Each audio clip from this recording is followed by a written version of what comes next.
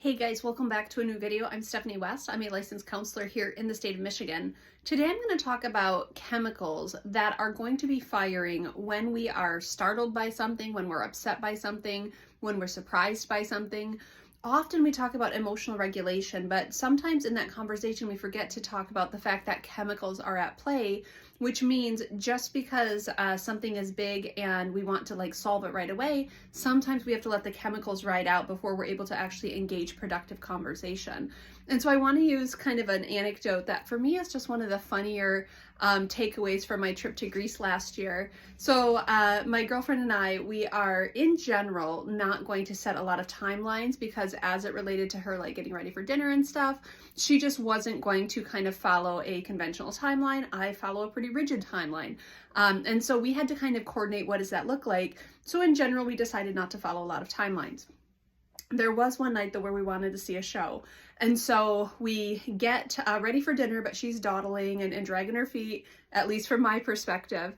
And so we get to dinner and there's not enough time to do kind of the full dinner, but the waiter says to us, hey, why don't you guys come back after the show and we can do dessert then? So we're like, okay, but now we have more to our timeline, right? We get to the show with seconds to spare. And then after the show, it's 9:30 and the dining hall closes at 10 o'clock. And so as we're going through, we're going from one side of the ship to the other, she's very, very engaging. She's very interactive. And so anyone she's walking by that she knows, she's like, hey, you from Jamaica. Hey, you from Puerto Rico. Hey, you, John, I remember you. And she's just yammering about from my point of view. And what should have been a 7 to 10 minute quest is turning into 12 minutes, 15 minutes. The dining room is closing. I'm acutely aware of this. We go through the casino area and she's like, ooh, shiny buttons. And she's pushing stuff and she's excited. And she's like, look at this machine, look at this machine. And we keep walking and I'm swallowing my frustration, right? Not saying anything because I think I'm just being a good friend and not being too pushy, but I'm feeling agitated. And so we're just maybe 10 feet from the entrance of the dining room and she just lets out a very excited whoop. She's like, whoop, whoop, just really, really loud, just outburst. And I turn to her because I am just flooded with startle, flooded with chemicals, flooded with frustration at that point. And I turned to her and I said are you serious? And I probably was actually even more unkind in my language. I'm trying to, paint it a certain way right now. But I got very intense with her and she looked at me and she goes, you're fine. And so I'm obviously flooded. She's flooded. We go and we sit in the dining room and the waiter comes by and he's like, can I get you anything? And we're both sitting there. We're like, I don't want anything. No, I'm all set. I don't want anything. Because at this point, right, we have cortisol dumped in our stomach. We're not in the mood for dessert. We're having this constriction in our chest, but pounding hearts and sweaty palms and, adrenaline running and all of the things. And so we're just sitting there. We can't make eye contact because we're both dysregulated. It is actually pretty funny in general. We both saw the humor in it that we both had gone to dessert but wouldn't order dessert because we were so, frustrated. So there happened to be two people sitting next to us. So I start chatting with one, she starts chatting with the other.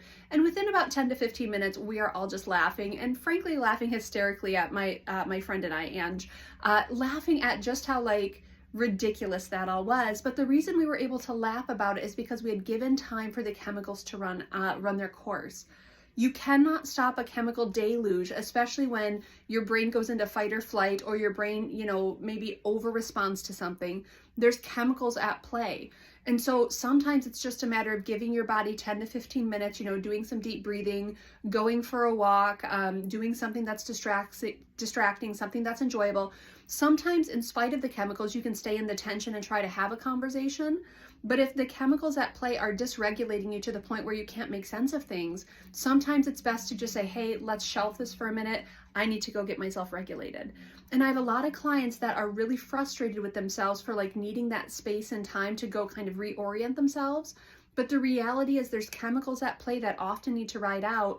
And so we just want to kind of understand that that's part of the process, especially when there's conflict being engaged.